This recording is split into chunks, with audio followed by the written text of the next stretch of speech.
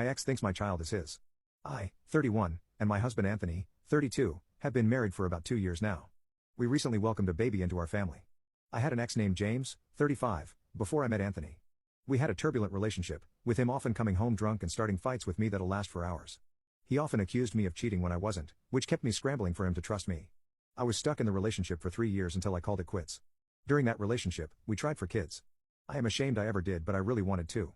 However, we had a lot of trouble getting pregnant. For years I thought it was my fault. We even broke up over it, seeming that I could not have children.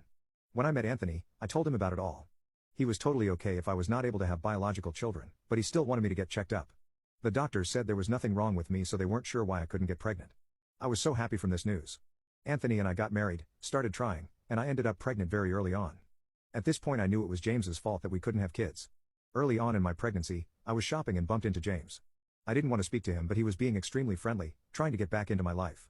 I was kind to him, but I walked away from him. I kept my pregnancy quiet, only my family knowing about the incoming child. This made it so that I could post about my child on social media and no one needed to know if something happened. Soon after I posted my baby, James started calling me from Instagram, by phone number, etc. He left me threatening voicemails.